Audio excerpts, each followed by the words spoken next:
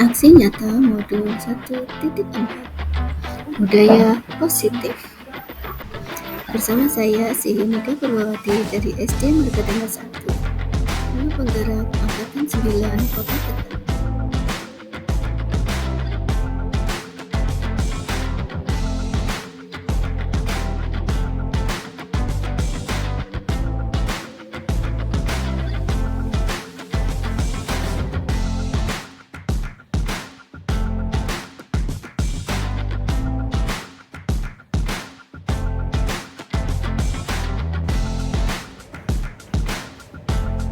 Assalamualaikum warahmatullahi wabarakatuh.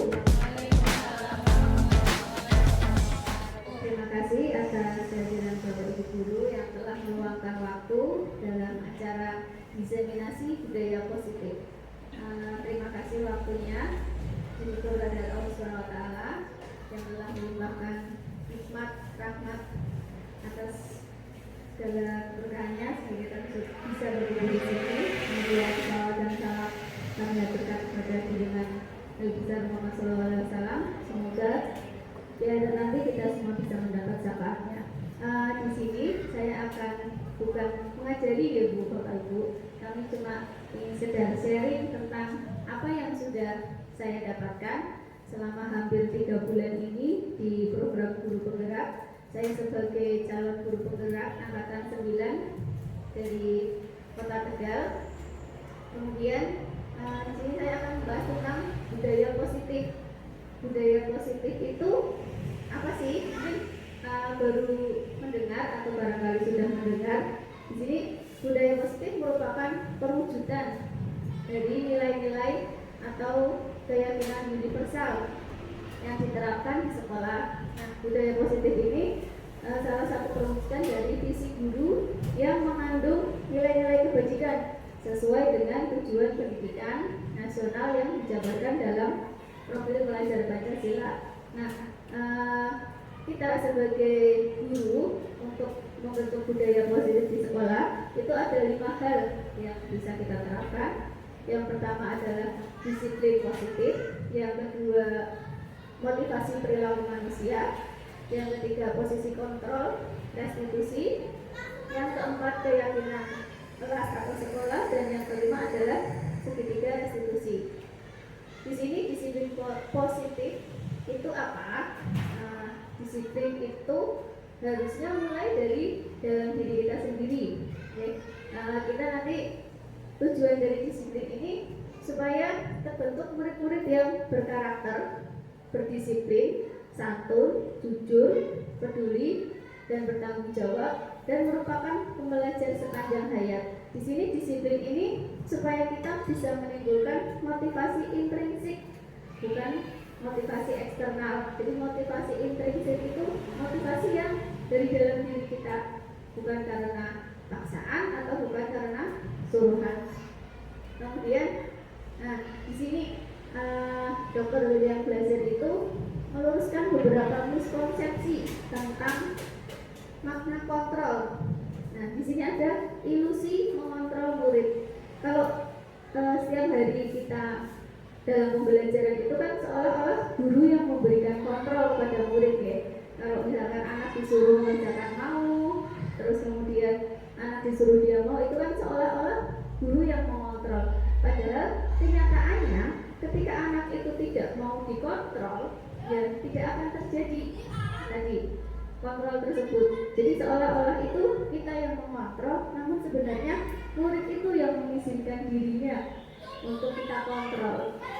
Seperti itu. Kemudian ilusi bahwa semua penguatan positif itu efektif dan bermanfaat. Di sini kayak bujukan dan sebagainya, ayo kamu mengerjakan nanti biar dapat nilai dan sebagainya, itu seolah-olah efektif bagi kita ya, tapi ternyata itu cuma ilusi, karena itu cuma bukan karena anak memang mau mengerjakan, tapi karena disuruh sama kita ya. Kita kan berpendapatnya kan seperti itu ya. Selama ini saya juga berpikiran seperti itu. Kemudian ilusi itu kritik membuat orang merasa bersalah, itu dapat menguatkan karakter. Jadi ketika anak itu melakukan kesalahan, terus kita buat dia merasa bersalah, kita menganggapnya nanti habis ini dia bisa jadi anak yang lebih baik lagi, kata dia. Tapi itu juga ternyata cuma ilusi, karena belum timbul rasa dari dalam dirinya untuk menjadi lebih baik lagi. Kemudian ilusi bahwa orang dewasa memiliki hak untuk memaksa. Nah, apalagi kalau misalkan kita sebagai orang tua sama anak sendiri, itu kan seringnya memaksa, seringnya menganggap bahwa ini untuk kebaikan mereka sendiri. Tapi itu sebenarnya tidak efektif dalam jangka waktu panjang. Jadi ini sebenarnya kayak membuka wacana, membuka wawasan saya sendiri. Selama saya belajar di CGP itu ternyata yang saya anggap benar itu ternyata tidak, itu cuma ilusi kita sendiri sebagai orang dewasa, sebagai guru, seperti itu. Kemudian ada motivasi perilaku manusia. Di sini ada 3 tingkatan dari motivasi manusia dalam melakukan sesuatu. Yang pertama itu untuk menghindari ketidaknyamanan. Ini adalah motivasi yang paling rendah. Jadi misalkan kita mengerjakan tugas, anak-anak murid itu mengerjakan tugas, satu mungkin mereka karena takut dimarahin sama gurunya. Maka nih, kemarin saya juga sudah mulai sama kelas 6, saya tanya sama mereka, apa sih motivasi kalian mengerjakan tugas? Ada yang tulis takut dimarahin guru, takut dihukum guru, kemudian takut nanti dapat hukuman lebih banyak lagi tugasnya dan sebagainya. Itu sebenarnya motivasi yang paling rendah ketika murid-murid itu mengerjakan sesuatu. Yang kedua, untuk mendapatkan imbalan atau penghargaan. Nanti kalau kamu bisa mengerjakan ini, kamu akan dapat hadiah, dapat imbalan, dapat nilai bagus dan sebagainya. Itu motivasi yang setingkat lebih tinggi. Ya, dapat pahala, betul. Manusia beribadah supaya dapat pahala, dapat surga. Itu sebenarnya motivasi yang kedua. Ya, masing-masing merupakan motivasi yang tidak terlalu tinggi. Dan yang terakhir adalah motivasi ketiga itu untuk menjadi orang-orang yang mereka inginkan dengan menambah nilai dalam dirinya, menambah kompetensi dalam dirinya. Kalau tadi kata Pak Bopar, motivasi kedua dapat surga dan neraka. Jadi kalau mungkin motivasi ketiganya, kalau ibadah ya memang kita sebagai hambanya ya memang harus beribadah seperti itu. Jadi walaupun tidak ada surga, tidak ada neraka, ya tetap beribadah. Itu motivasi yang paling tinggi ya Pak. Ikhlas gitu. Jadi kita sebagai guru harus bisa menimbulkan motivasi yang ketiga, yaitu supaya anak-anak itu ketika mengerjakan tugas bukan karena takut dihukum, bukan karena ingin dapat nilai yang bagus, tapi karena itu sudah tanggung jawab mereka, itu sudah nanti saya sendiri yang tambah pintar, seperti itu, menambah nilai-nilai dalam diri mereka sendiri, menambah kompetensi diri mereka sendiri, seperti itu Bapak Ibu.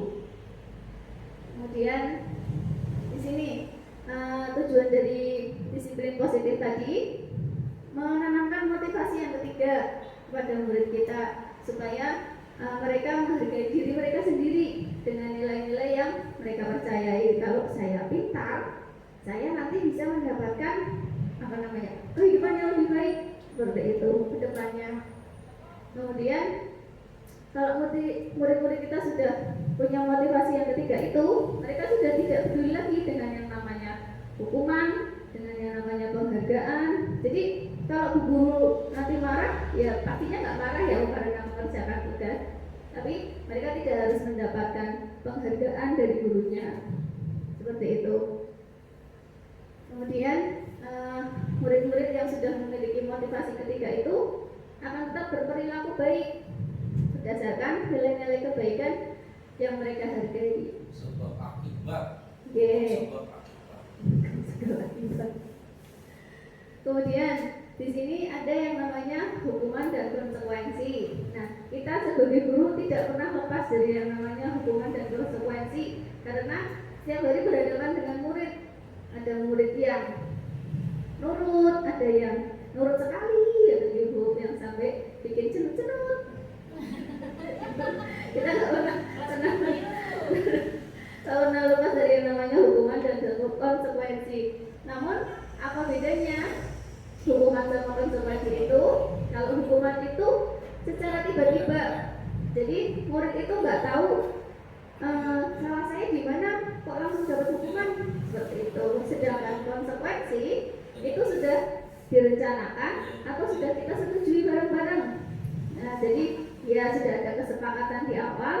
Nah, kalau misalkan anak melanggar, nah Anda dapat konsekuensinya. Jadi itu bedanya hukuman dan konsekuensi.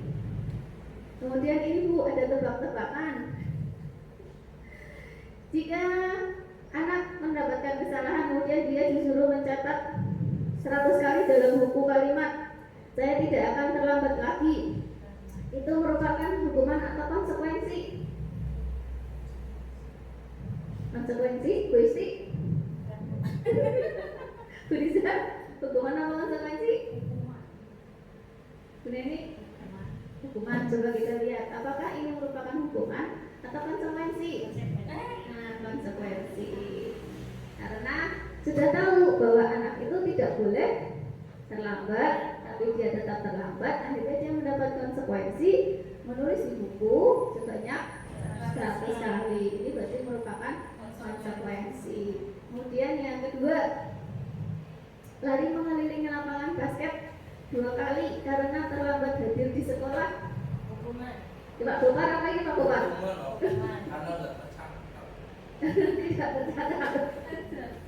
Iya, hukuman. Biasa memberikan hukuman mungkin. Kemudian yang ketiga, membersihkan coretan yang dibuatnya di meja tulis. Konsekuensi, Bu Riza. Konsekuensi. Kenapa konsekuensi, Bu Riza? Karena sudah mencoret. Ya. Makanya harus dibersihkan. Oh iya, coba kita lihat. Ya. Sudah cocok jadi CGB. Ya karena kan dia sudah tahu kesalahannya ya, mencoret-coret, kemudian akhirnya dia membersihkan. Berarti dia sudah paham dengan kesalahannya. Berarti ini yang disebut dengan konsekuensi.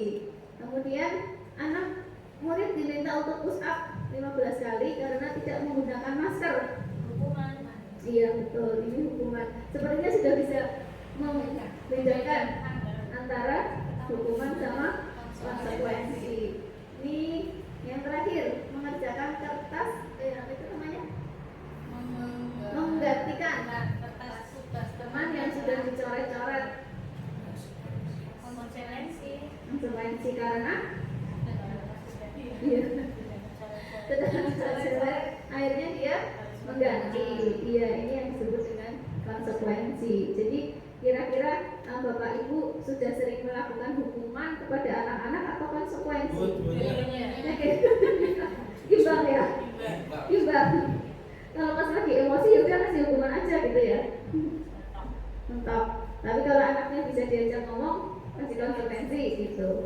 Nah, jadi kan selama ini memang kita sudah melakukan ya, hukuman sama konsekuensi ketika melakukan pembelajaran di kelas ataupun di sekolah. Nah sebenarnya masih ada satu lagi Bapak Ibu yang lebih bagus dari konsekuensi. Jadi hukuman itu kan tadi yang paling rendah ya, kemudian ada konsekuensi. Masih ada satu lagi yang lebih bagus dari konsekuensi. Kira-kira apa nih? Kalau pusat jangan jauh dulu.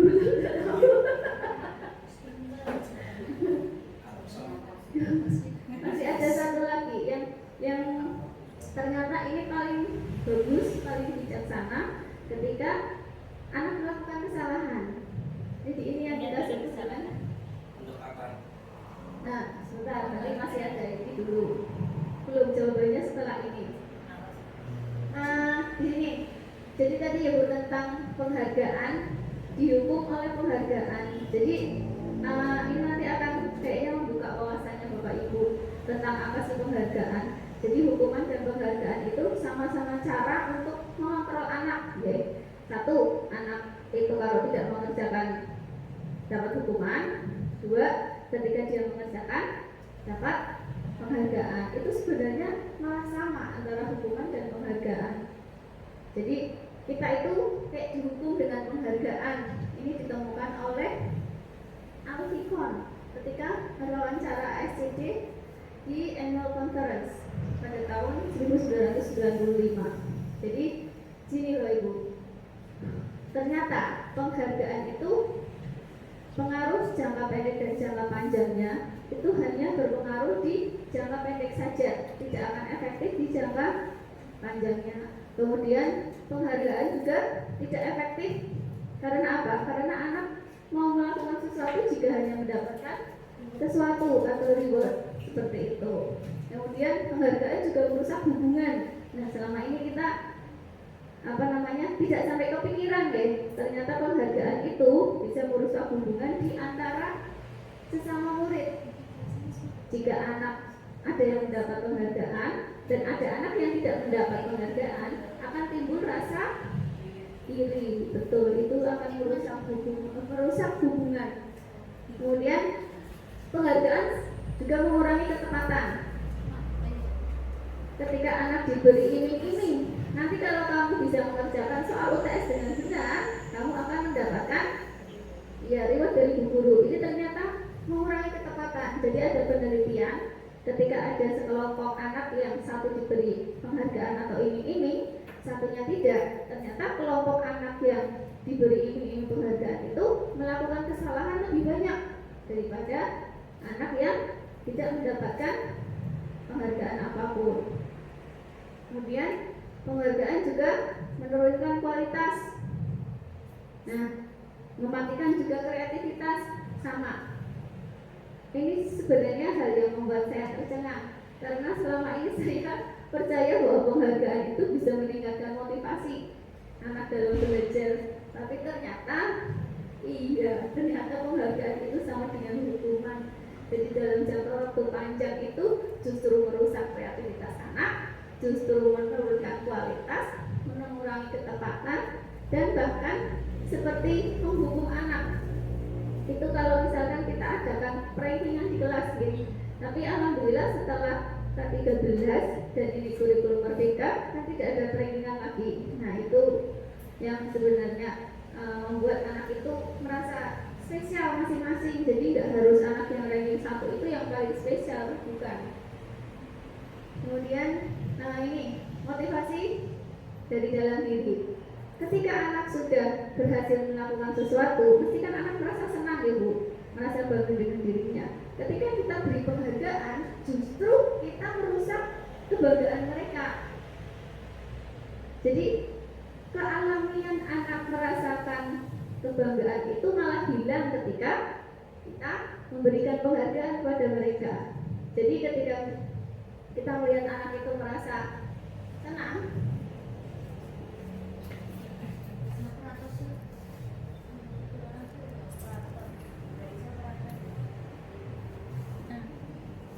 ketika anak merasa senang, sebaiknya kita biarkan saja, biarkan dia mengalami perasaannya itu secara alami seperti itu. Kemudian, ini Bu tadi yang lebih bagus dari hukuman dan konsekuensi adalah restitusi. Ya, saya juga belum mengenal ini setelah masuk ke dalam CKP. Jadi, apa itu restitusi? Restitusi itu proses menciptakan kondisi bagi murid untuk memperbaiki kesalahan mereka. Jadi anak-anak ketika membuat kesalahan, ini adalah proses untuk memperbaiki diri mereka supaya mereka bisa kembali ke kelompok mereka dengan karakter yang lebih baik. Biasanya kan dalam satu kelas ada satu anak yang melakukan kesalahan, kemudian teman-temannya tahu anak itu melakukan kesalahan, akhirnya dia kayak dibully ya. Misalkan di kelas 4 Kenzo wajib, karena teman-temannya tahu Kenzo sering membuat kesalahan, yaitu teman-temannya sudah kalau bahasa Tegalnya ngecim anak itu. Iya, jadi ketika Kenzo mau kembali ke kelompoknya, dia nggak diterima gitu, seperti itu. Jadi sebenarnya ini adalah salah satu cara untuk memperbaiki kesalahan anak supaya anak bisa kembali ke kelompoknya. Terus mereka punya karakter yang lebih baik lagi. Kemudian ini juga proses kolaboratif yang mengajarkan murid untuk mencari solusi dari masalah. Jadi ketika anak melakukan kesalahan, kita cari solusinya bareng-bareng sama anak-anak. Dan jadi mereka juga tahu bagaimana sih harus memperlakukan orang lain. Itu yang disebut dengan restitusi. Tapi restitusi ini butuh kesabaran yang sangat besar, oke Bapak Ibu. Tidak seperti tadi hukuman dan konsekuensi. Jadi memang harus dimulai dari kita masing-masing sebagai guru ketika ingin melakukan restitusi. Di sini ciri-ciri restitusi yang membedakan dari program disiplin lainnya. Satu, restitusi itu bukan untuk menebus kesalahan, namun belajar dari kesalahan, karena kita setiap manusia nggak pernah lepas dari yang namanya kesalahan. Sudah ada lagunya ya Pak, bukan lagunya gimana Pak? Tak di rumah kita Mas. Jangan iklan over ya. Kemudian restitusi juga memperbaiki hubungan, terus juga itu adalah tawaran, bukan paksaan. Jadi ketika anak melakukan kesalahan, kita tawarkan sama mereka, kira-kira apa nih yang bisa kamu lakukan untuk apa tadi, memperbaiki kesalahan, belajar dari kesalahan tersebut. Kemudian restitusi itu juga cara yang paling baik karena fokus pada karakter anak, bukan tindakannya. Kemudian restitusi itu juga menguatkan fokus pada solusi dan mengembalikan murid yang tadi saya bilang berbuat salah untuk kembali ke kelompoknya supaya bisa diterima di kelompoknya kembali. Nah ini disarikan dari buku It's All About We, Rethinking Discipline Using Repetition oleh Gosen. Nah di sini ketika kita menjadi guru, kita punya 5 kontrol dalam restitusi tersebut. Yang pertama sebagai penghukum, yang kedua sebagai pembuat merasa bersalah, sebagai teman, sebagai pemantau, atau sebagai manajer. Yang pertama sebagai penghukum, ini kayaknya sudah tahu deh Bu, kita sudah memang ya sudah biasa memberikan hukuman kepada anak-anak. Jadi kalau posisi penghukum itu gurunya itu pakai hukuman fisik atau verbal, dia nggak mau tahu.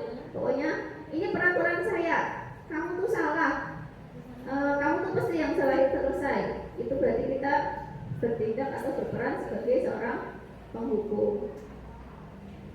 Kemudian nada suaranya tadi tinggi ya Bu, sambil nunjuk-nunjuk. Iya betul, anaknya sampai takut gitu ya.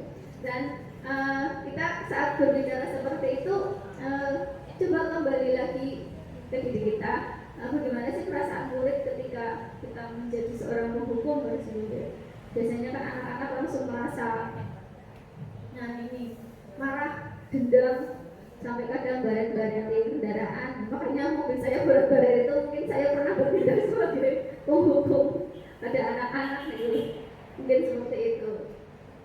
Jadi ini ketika kita bertindak sebagai penghukum, yang ada itu anak timbul dendam karena tidak terselesaikan atau tidak ada solusi. Kemudian yang kedua, membuat merasa bersalah.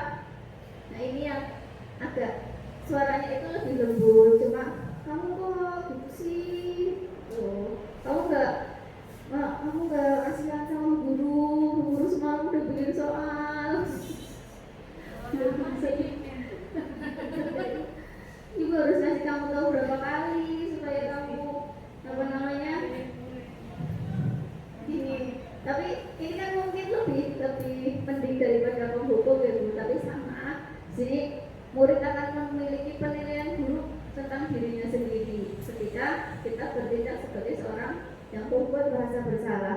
Jujur Bu, saya kalau di rumah sering kayak gini sama anak-anak. Enggak kasihan sama bunda gitu. Ternyata yang saya lakukan belum benar, masih salah. Iya, itu.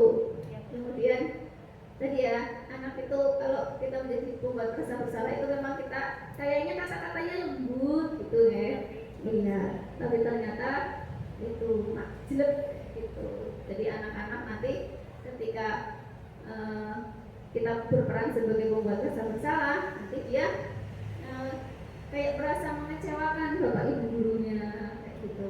Jadi dia merasa bersalah, terus apa namanya, murid yang seperti ini tidak bisa meluapkan amarahnya karena tadi karena merasa bersalah. Jadi nanti suatu saat ketika ada hal lain yang mengganggu, nah atau apa namanya bikin dia marah dan sebagainya, nanti akan meletus amarahnya, bisa dengan menyakiti diri sendiri, bisa dengan menyakiti orang lain.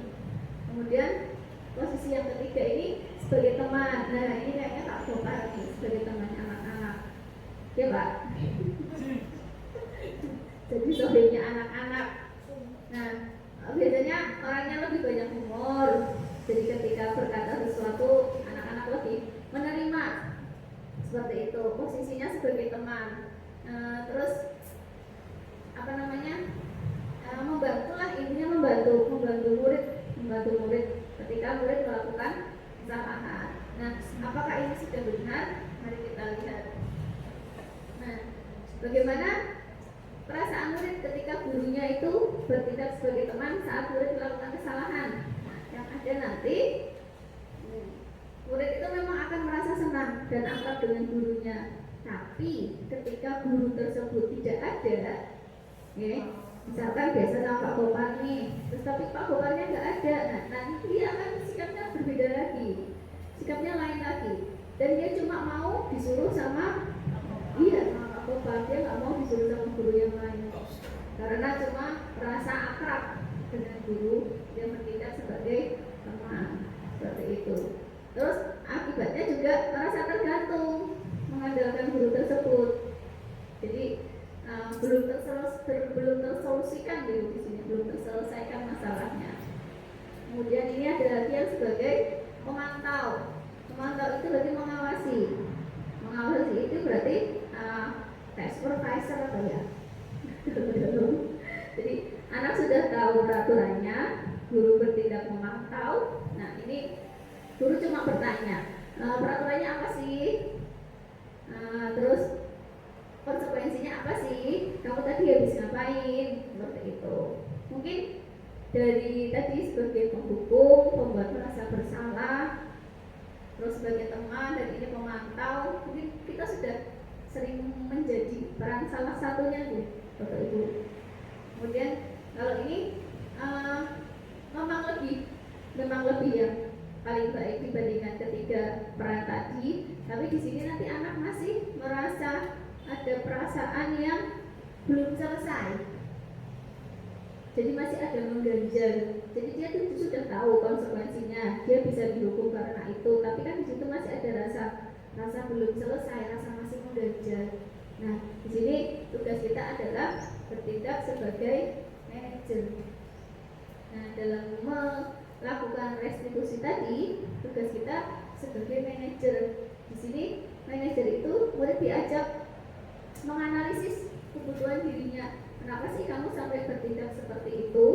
Jadi kan anak-anak kan punya kebutuhan masing-masing. Ketika kebutuhan itu tidak terpenuhi, biasanya anak jadi bertindak di luar kebiasaannya, jadi nakal, menuduh temannya, dan sebagainya. Di sini juga kita nggak memberikan konsekuensi, sebagai manajer itu nggak memberikan konsekuensi, tapi memberikan restitusi. Dimana di sini kita itu nanti bertanya, keyakinannya apa sih yang sudah kita yakini. Nah, kamu bisa memperbaiki dengan hal yang apa, seperti itu. Jadi mengajak anak untuk berdialog, untuk kamu pengennya seperti apa, kamu butuhnya apa, seperti itu. Jadi di sini tugas manajer itu bukan mengatur perilaku seseorang, tapi membimbing. Jadi kita menggali, kalau misalkan anak berbuat kesalahan, apa yang sebaiknya kamu lakukan, bukan sudah sana minta maaf dan sebagainya. Jadi inisiatif itu dari anak sendiri, bukan dari kita gurunya. Itu tugas kita sebagai seorang manajer. Ketika anak sudah bisa mensolusikan permasalahan yang dia buat, nah dia akan merasa senang, merasa oh iya saya sudah bisa kembali ke kelompok saya, seperti itu. Kemudian di sini sebagai seorang manajer kadang kita juga masih bertindak sebagai teman, sebagai pemantau, kan nggak bisa langsung jadi manajer gitu ya. Kadang ada anak yang kok kayak di kelas 5 udah tahu kesalahannya tapi digali susah sekali karena dia nggak mau ngaku dan sebagainya. Itu nanti kita bisa bolak-balik bertindak sebagai seorang pemantau, sebagai teman, supaya bisa menggali hal tersebut dari seorang anak. Di sini, manajer itu biasanya bilangnya, misalnya ada contoh. Adi, apakah kamu mengetahui jam berapa sekolah dimulai? Nah, kita tanya dulu, anak-anak sudah tahu peraturannya atau belum? Nanti bisa dia jawab, tahu, jam 7. Jadi kamu terlambat ya. Kira-kira bagaimana kamu akan memperbaiki masalah ini? Jadi anak ditanya, solusinya apa sih untuk memperbaiki masalah mereka? Seperti itu. Jadi itu timbul dari dalam dirinya. Saya bisa menanyakan teman saya Pak untuk mengejar tugas yang tertinggal. Oke, itu bisa dilakukan. Kemudian apa besok ada masalah lagi untuk kamu agar tidak hadir tepat waktu? Oh tidak Pak, saya bisa. Nah di situ menggali keinginan atau apa namanya, supaya anak itu tidak melakukan kesalahan yang sama. Nah di sini ketika kita bertindak sebagai manajer, nanti murid akan dalam dirinya itu apa namanya, tidak ada rasa ingin membahagiakan guru atau orang tua, tapi memang ya tugasnya dia untuk datang tepat waktu dan sebagainya. Tapi menjadi seorang manajer itu harus dengan suara yang apa namanya, lembut ya Bu. Makanya tadi saya bilang kita harus bisa mengontrol emosi supaya tidak menjadi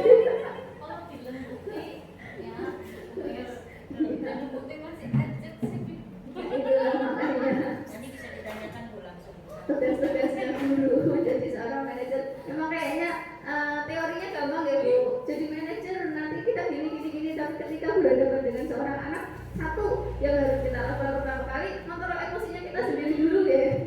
Gak bisa kita ujuk-ujuk, gak bisa langsung yang bersikap lembut, apalagi misalnya kesalahan anaknya itu agak fatal gitu ya, sudah berulang kali sebagainya.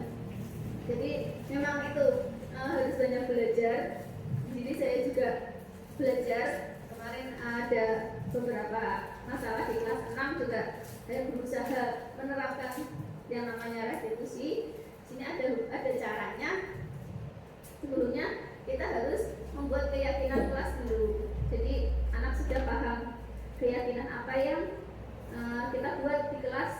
Jadi ketika anak melanggar, jadi dia tahu, sudah paham apa yang dia lakukan, apa yang dia langgar, apa kesalahan dia itu dia sudah tahu. Jadi keyakinan kelas kita buat dulu. Kemudian kenapa sih harus menulis keyakinan kelas? Supaya murid itu memahami arti peraturan. Jadi nggak cuma tidak boleh terlambat, harus mengerjakan tugas, bukan, tapi maknanya apa di situ itu ada. Kemudian setelah keyakinan kelas itu kita buat, nah kita memakai segitiga restitusi sebagai seorang manajer tadi untuk menerapkan restitusi kepada anak yang melakukan kesalahan.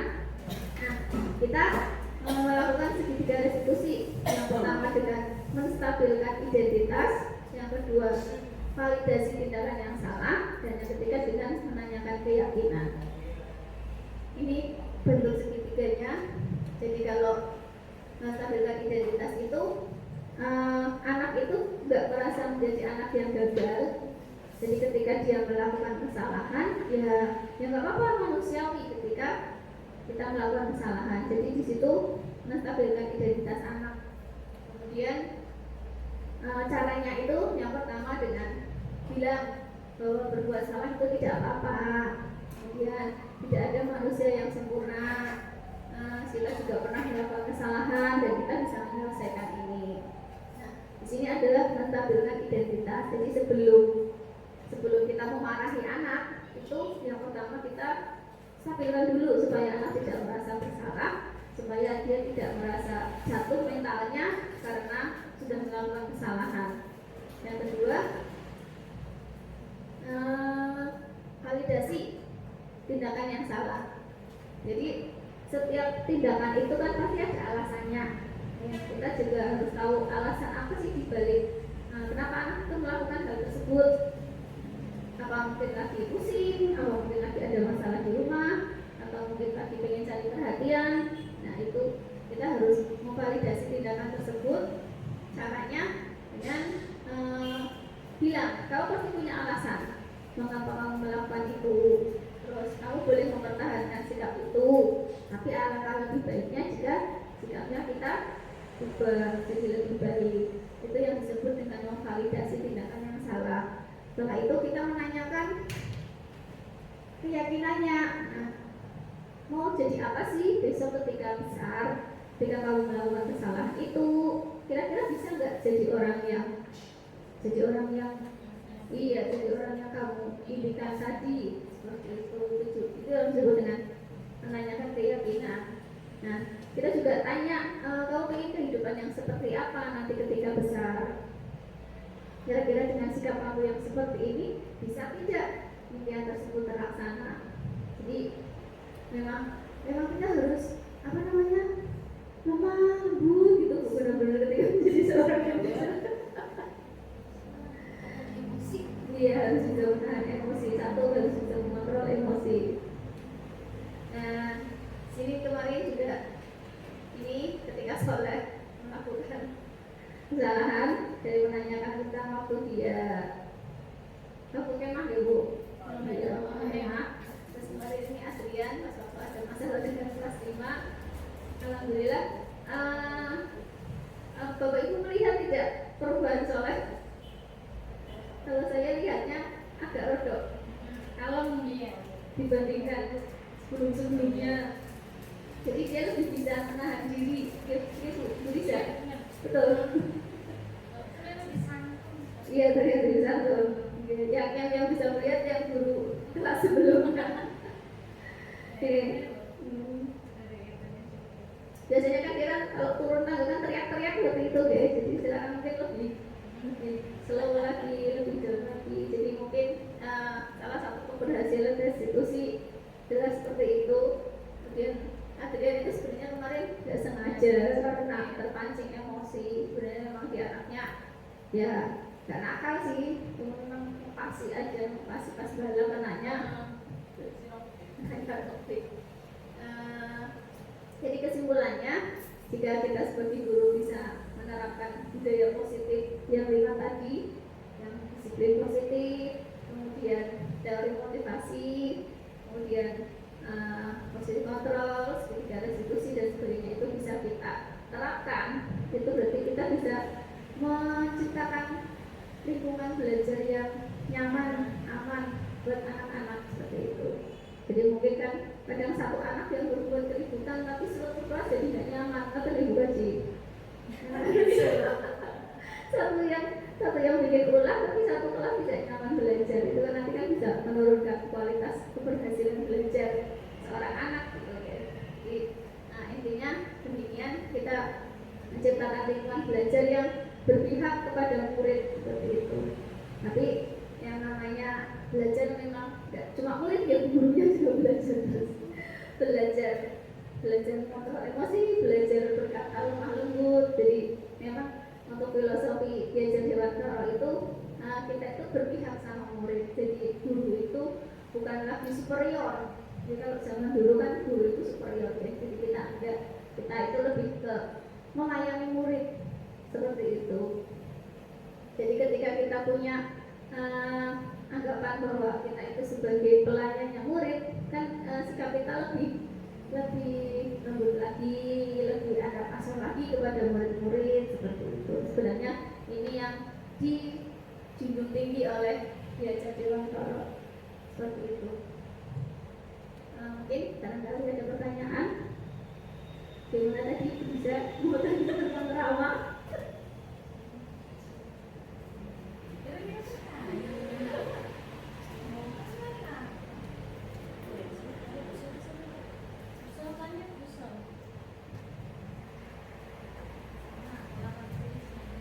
nanti kalau Bu Isi sama Bu Risa ikut CGP kayaknya nanti akan lebih kurang lagi. Belum. Jadi sebenarnya gini loh Pak Ibu, nggak ada bapaknya ya, udah hilang. waktu saya mau jadi seorang guru itu saya pernah ikut training di Semarang menjadi seorang instruktur, instruktur matematika. Saya dibimbing oleh namanya, kalau sekarang sudah jadi orang besar semua, itu coach saya, itu Pak Aris Hadi sama Pak Adwi Gunawan dari Surabaya. Nah, pada saat itu tahun 2007 itu banyak sekali pengetahuan atau materi yang saya dapatkan untuk menjadi seorang pengajar atau pendidik. Tapi ternyata kan sudah lama itu, waktu berlalu hampir berapa, 20 tahun, hampir 20 tahun dari 2007 ke 2023, ternyata perkembangan ilmu itu kan berkembang pesat. Jadi ketika saya merasa modal saya sudah cukup nih sebagai seorang pendidik. Tapi ketika saya masuk ke CGP, ternyata banyak sekali. Saya sudah ketinggalan jauh. Dalam selama waktu hampir 20 tahun itu, pengetahuannya sudah tambah banyak kayak gitu. Jadi ketika saya masuk ini terus mempelajari modul, jadi ternyata ini yang lebih baru lagi, seperti itu. Jadi memang mungkin harus meningkatkan kualitas ya, meningkatkan kualitas sebagai seorang guru. Saya nggak mau promosikan CGP, cuma memang ketika kita mengikuti ini, kompetensi kita sebagai guru memang dinaikkan seperti itu. Karena banyak sekali hal-hal yang saya aja, ternyata seperti ini, seperti tadi kita didukung oleh penghargaan, ilusi kontrol, itu kan nggak kepikiran dalam bayangan saya.